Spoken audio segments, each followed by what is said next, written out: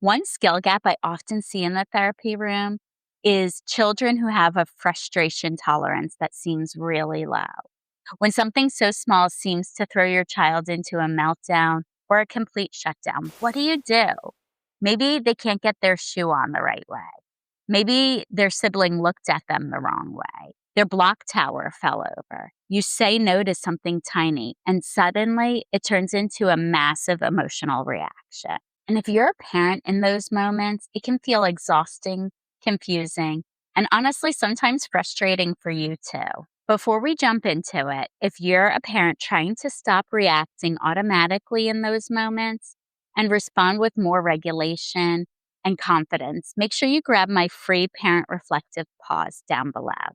It's going to help you slow down your reactions and understand what's really happening underneath these behaviors. Okay, so let's first talk about what frustration tolerance actually is. It is the ability to stay regulated enough to navigate discomfort, challenges, disappointment, or things that don't go our way when we want them to, without melting down or shutting down. And honestly, this impacts so much more than we realize because frustration tolerance is connected to the ability to problem solve, emotional regulation, resilience, flexibility, delaying our gratification for things, handling mistakes, and staying with hard feelings without completely falling apart. It's what helps children eventually say, "This is hard, but I can keep going," instead of, "This is hard and I'm done." And here's the important part: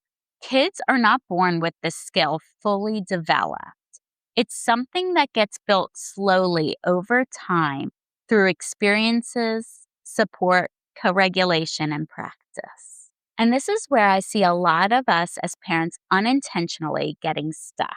Because when our child becomes frustrated, we become uncomfortable with that, especially if you grew up in environments where emotions felt overwhelming or unsafe, chaotic, or needed to stop quickly. So, what happens? We rush in fast. We try to fix it immediately. We distract our child. We redirect them. We solve their problem for them. We avoid the discomfort, not because we're bad parents, but because we're watching our child struggle, and that activates something in us too. I remember when my husband and I were new parents and we would be doing tummy time with our son. Once he made a little bit of a cry, he was the baby who always hated tummy time. My husband would rush in and pick him up right away. He himself, my husband, had a low frustration tolerance for my son's frustration. But it could also look like this.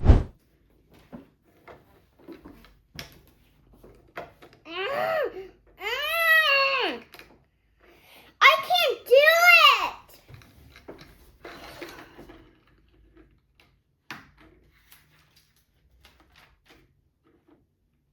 And sometimes helping is appropriate. But if we constantly remove every frustration immediately, children don't get enough opportunities to build the capacity to move through frustration.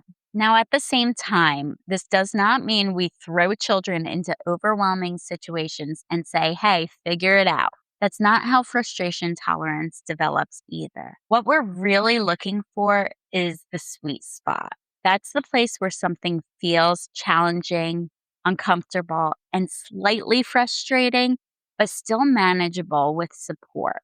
If you know about Dan Siegel's window of tolerance, this sweet spot is right at the edge of optimal arousal and hyperarousal, or at the edge of optimal arousal and hypoarousal. We want children at the edge sometimes because that's the learning zone. Being there without pushing them past the point where their nervous system completely loses capacity. For every child, that's going to look different. What pushes one child into a meltdown may just be enough for another.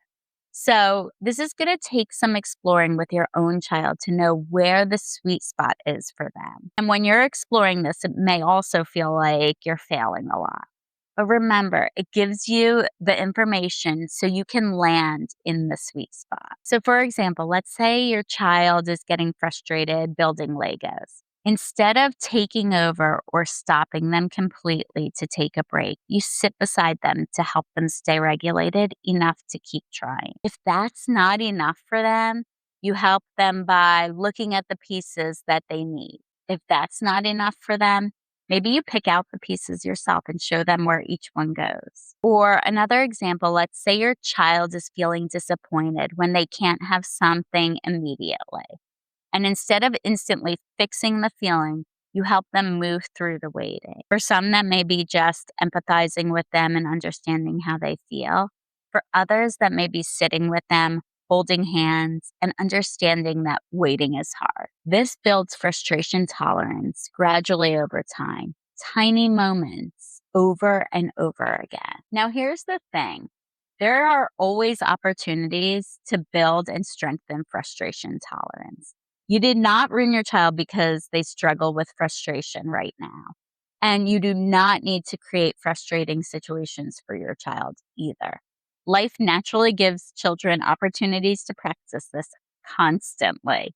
They're going to struggle with friendships, homework, waiting, learning a new skill, making mistakes, losing at games, not getting what they want immediately. The opportunities really are already there. The goal is simply learning how to support them differently inside those moments.